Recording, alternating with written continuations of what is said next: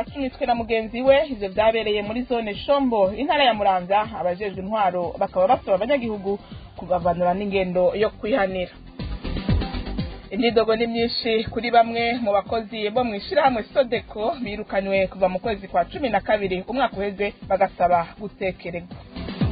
Barasaba impamya bushobozi zabo abo n'abanyeshure baje ku ishure ry'imyuga ry'Imuramvya haheze imyaka 4 bakavuga ko umuyobozi w'ishure yagumye abemerera ko azozibaha ariko nubu amaso yaheze mu nzira.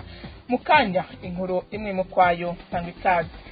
Urakeneye kumenya makuru y'imvaho umviriza radio Inzamba agateka kawe ni kuri wezi 3 akaburungu inzamba.org.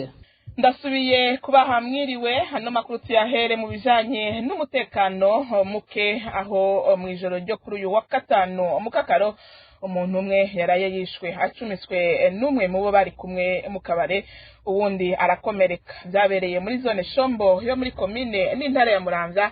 Abajejwe intwaro ku rwego rwa commune bagasaba abanyagihugu gushira imbere inzira y'ubutungane mu gihe hibonekeje amabi nkayo. Ni inkuru dushikirizwa na Vanessa Muhiteka. Umuntu umwe w'imyaka irenga 40 azwi ku izina rya Emmanuel Harimana niwe yaraye yishwe mu ijoro ryo kuri wa gatatu risha kwa kane acumiswe imbugita n'umwe mu bantu bari kwaranywana inzoga. Wakomeretse no musore w'imyaka 26 yitwa Emmanuel Nkunzimana akaba yakomeretse cyane. Ubwo bugizi bwa nabi bwabereye ku mutumba wa Mubira zone Shombo muri commune n'intara ya Muramvya nkuko amakuru ava mu gipolisi avyemeza.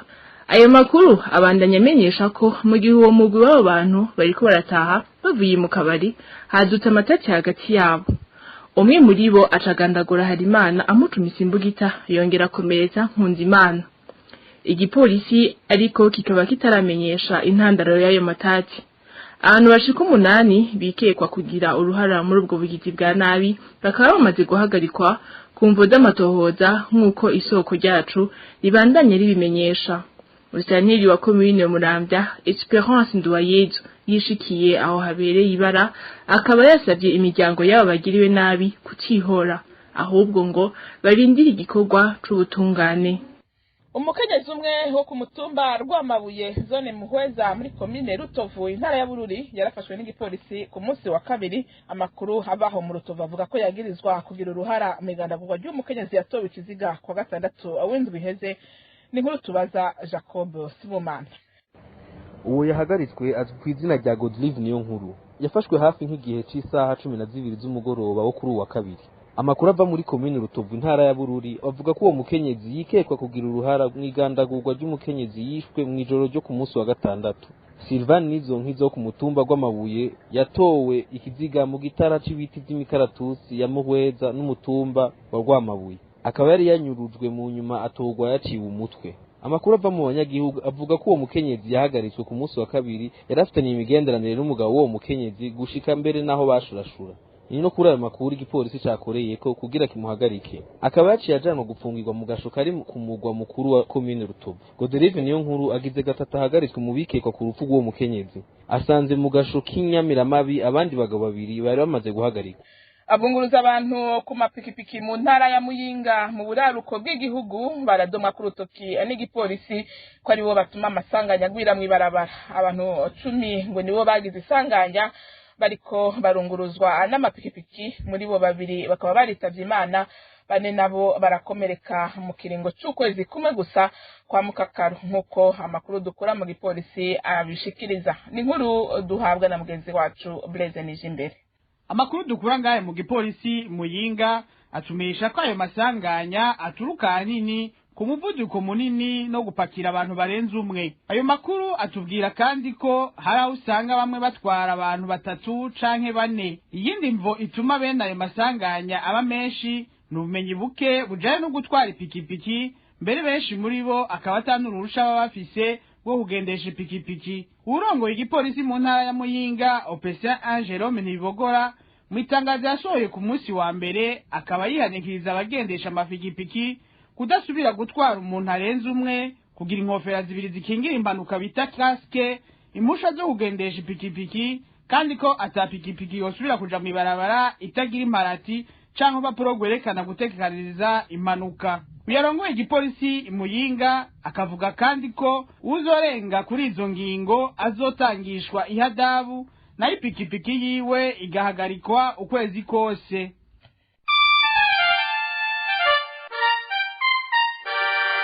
Inzamba.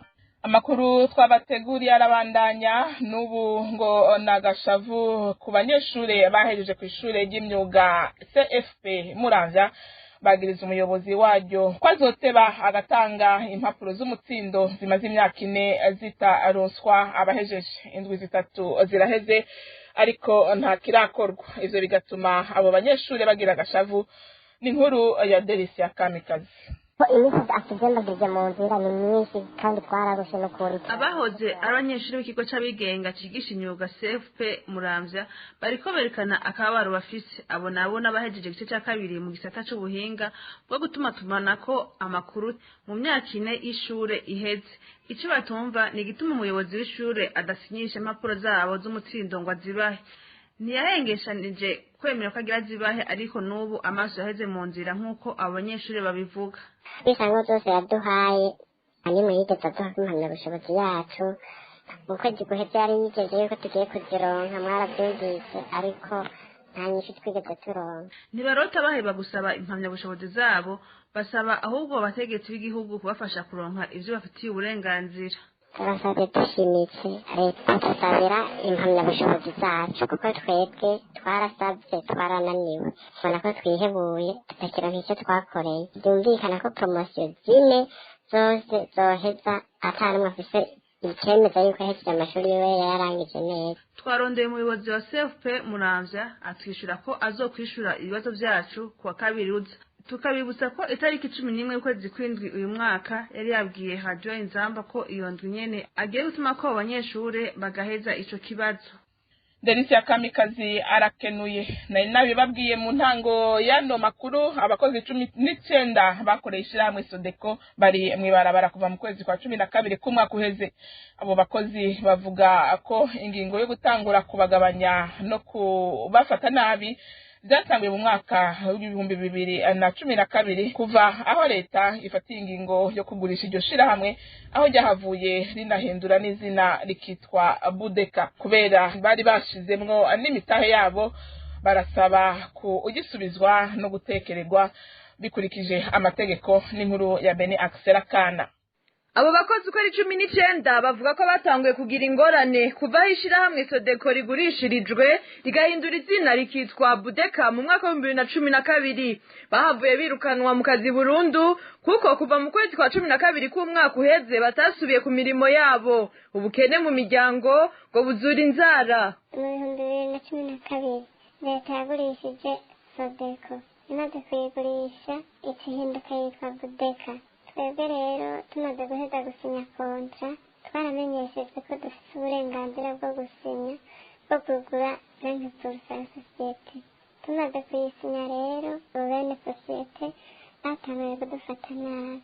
Twe tugikora imitahe umutahe umwagurwa miliyoni 6 tutatugura twese hamwe twatanze 250. Mwakuva tuguze iyo mitahe twaciye tuba bakeba batangura kutubara tubona nabi badufata nabi. Ubwo mu kw'icumi na kabiri rero bavuga ko mbere yo mu kw'icumi na kabiri baza barabusha abakozi abadiregiteri generali ngo badukure. Umuzungu arakora akaragenda, umwarabu arakora akaragenda, ariko umuntu w'imbonera kure w'imwaro umudiregiteri generali bahavuye baduha niwe yaciye adukuraho nyene aratwirukanisha. Igipolisi nico caje kudukura ku kazi kubera bari basabwe na leta kugura imitahe muri iryo shirahamwe. Birukanywe atanicasha babahaye no gutekererwa ntivyabaye. Basaba ko amategeko yo kubahirizwa bakaronswa ivyo bafitiye uburenganzira.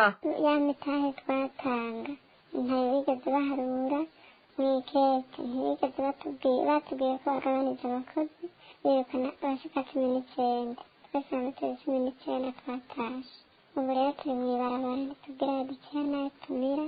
Twebwe turaguye mw'ibarabara tumaze imyaka 10 turiko turiho amadeni, turiho ideni twahawe na BBC ubwira tugure iyo mitahe ubu rero turakubititse turi mw'ibarabara tugira duceya nayo tumira kandi twama twumva ngo leta irarenganura abantu ngo leta irenganura abarenganijwe kuko bategereza kuduha imitahe n'inyungu zacu tumaze gutanga bakongera bakadutekera nk'uko twabisinyiraniye muri kontra kuko twebwe ibyo twabigiyemo duhawe uruhusha na leta ari leta dutegetse kugura iyo mitahe ya senkutusa ntitubone iyo tuja n'iyo tuza ubu rero dusaba ko boturenganura baduha imitahe yacu n'inyungu twari tugeze ko dukotiza ahasigaye bongera badutekere nk'uko amategeko abivuga.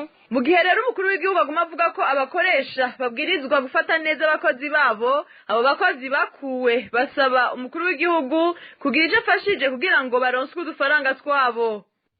Beni Akserakana nawe nyene turamushimiye. Mu gusozera no makuru tubabwire hayavugwa mu gisata cy'ubutungane aho imyaka 8 irumanye habaye ikoraniro urukokoma ry'ubutungane mu gihugu cy'u Burundi hakaba havugiwe ibintu bitari bike mu bijanye no kunagura ico gisata ku bwa Faustin Ndikumana arongoye ishirahamwe Parseme ngo leta yari kwiye ukugira ko ishoboye kose kugira ngo ishire mu ngiro ingingo zafashwe muri iryo koraniro ngo kuko arizo zizotuma n'ubutungane bwigenga ngo narijya ubutegetsi bushasha bushira imbere kurwanya ibiturire n'ibindi nimwe mwumvirize uko icambere bavuga bati nuko ubutungane buronka ubwigenge nk'ubundi butegetsi kujya zanitse mwibwirizwa shingiro kandi hari ibyateza guca bija mu ngiro nk'icyo bari cy'umukuru wose ntari yuza yerekana ubwo butegetsi bw'ubutungane ubunye n'umushiranganje w'ubutungane umengo ni wa musumba yategeza kukurikira bajya batwara Assemblée nationale na Sénat ukaraba nk'ibyo bya logistique y'amamodoka usanga agira musanga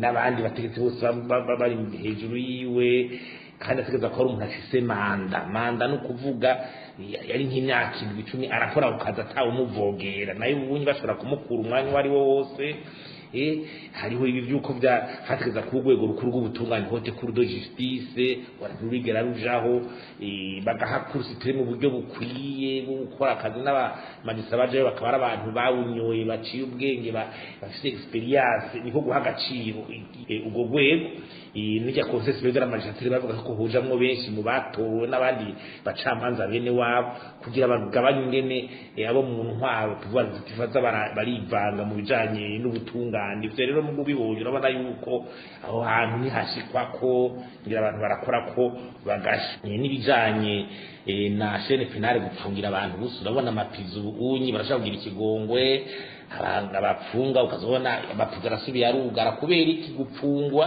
mu Burundi umuntu wese arapfunga umutegetsi arapfunga mustaneri ashaka gupfungwa buramatari chef de zone umupolisi aba ministre bike bose ugasanga biragire abashaka gupfungira abantu buso abantu ugasanga n'ibintu mbere inzira karengana ukumungo zitanze turi nizo ziriko zirarekurwa batusanga rero n'ibintu biremereye cyane ko n'igihinze gusanga zitubana ku buryo n'ingingo zafashwe n'ubutungane kugira zije mu ngiro urubanza rucitse nteruje mu ngiro umuntu bamurekuye ntacare kugwa kandi ingingo y'ubutungane yafashwe ntamayego ivyo n'ibintu byose byo kwicarirwa bigasubirwamo.